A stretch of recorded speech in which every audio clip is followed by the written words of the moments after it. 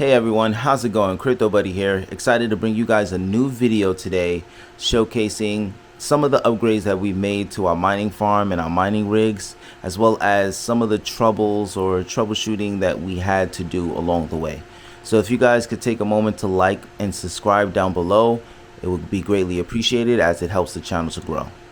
Now I know you guys see those USBs over there, and I know you guys see this new interface. So yes guys, we're talking about Hive OS today guys. I did make the move with the mining rigs as well as with the whole mining farm to switch over to Hive OS guys. So now I am running full Hive OS on all of my systems. I do have 3 systems here so far. I do like Hive OS because it does allow you to control the watt consumption a lot better, as well as the overclock settings. They do have default settings on there as well that you can use, as well as the setup. The setup was a very easy process. The only thing that I would say took a little bit of time and understanding was to set up the Wi-Fi, which you can do, I believe it's /first-run, which they tell you to do, and during that process it would allow you to search and connect for your Wi-Fi if you do have a Wi-Fi adapter. So that's the one thing that I did want to point out. You guys can see some of the hash that I'm getting right there.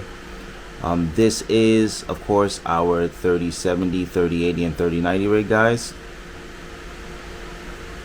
So we did convert this. We did lose a little bit of mega hash guys, however I did not set up the difficulty. So as you guys can see, the difficulty is moving from, what is that, 29.3 to 14.65, you know. So if I was to use a static difficulty guys, I think our hash would go back up to where we're usually at.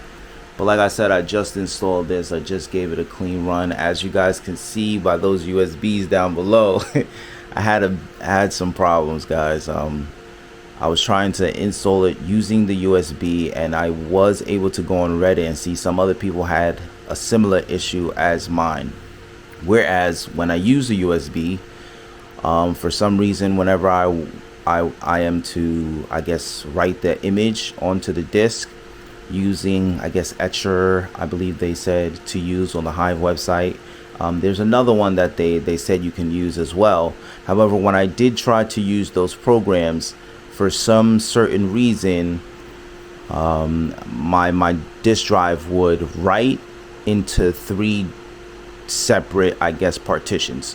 So yes, it would have the Hive drive, sorry, but it'll also have 2 extra empty drives that would appear.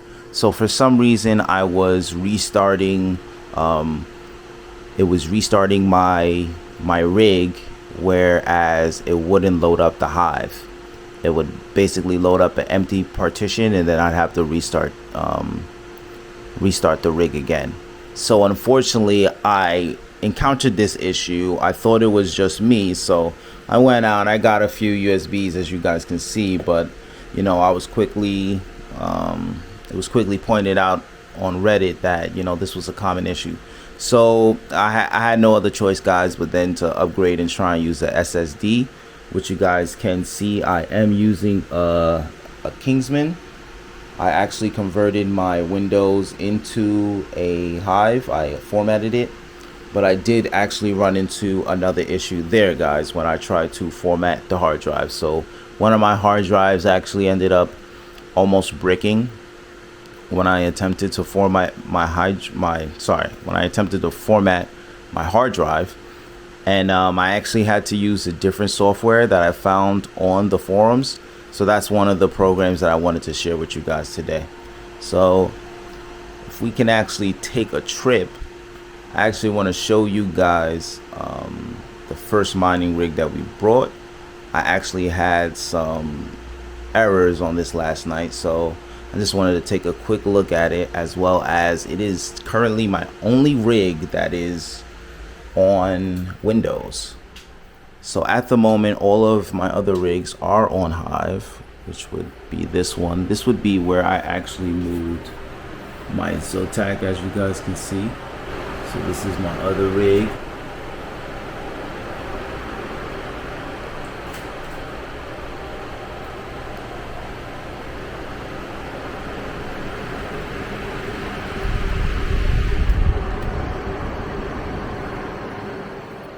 So I just wanted to give you guys a quick look at that, but I did want to bring us over here, guys. This is my first rig that I built with my family.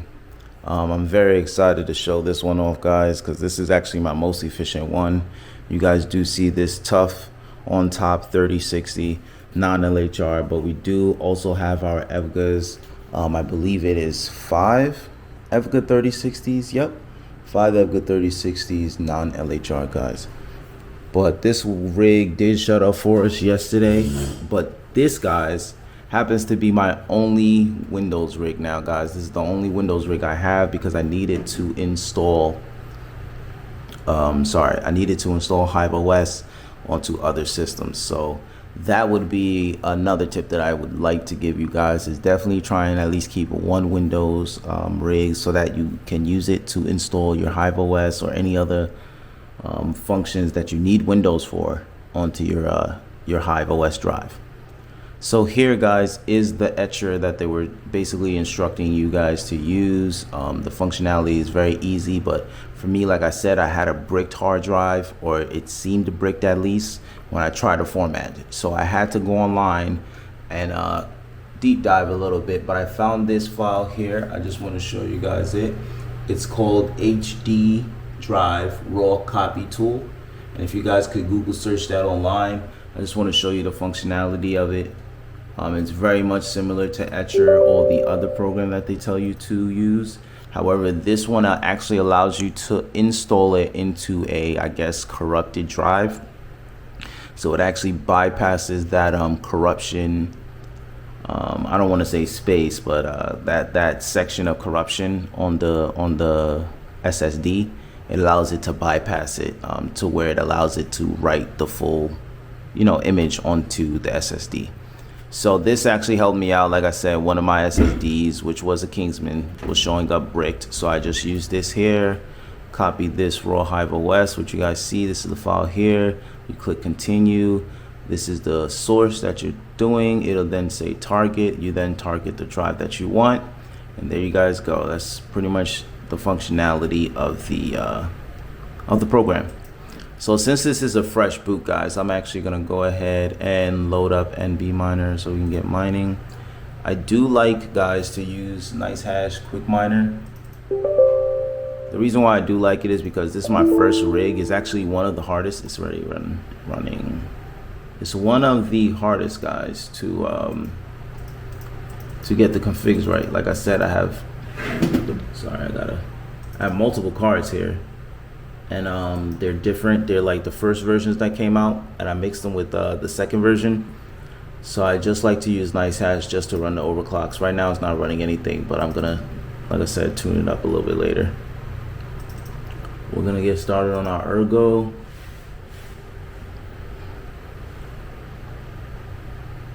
Okay, all right, guys. Troubleshoot number one. I think our internet's not working here.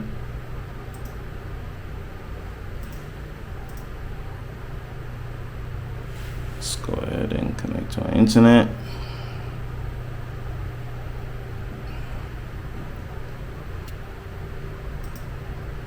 Alright, give us a second.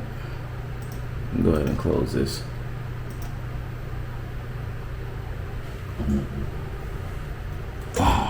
Let's take that out for a second, guys. It's a little bit of troubleshooting. The everyday life of a miner, right?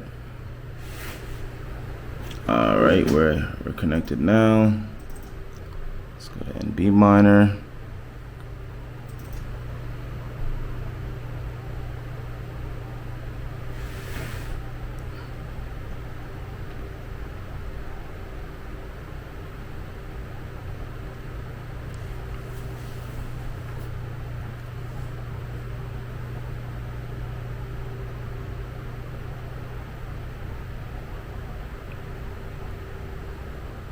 So as you guys can see, I have this running at a static 10, but it's just kicking up. We're getting 103, but like I said, I don't believe I have it set on anything. So we're just gonna go ahead and set the overclocks. Let's see. .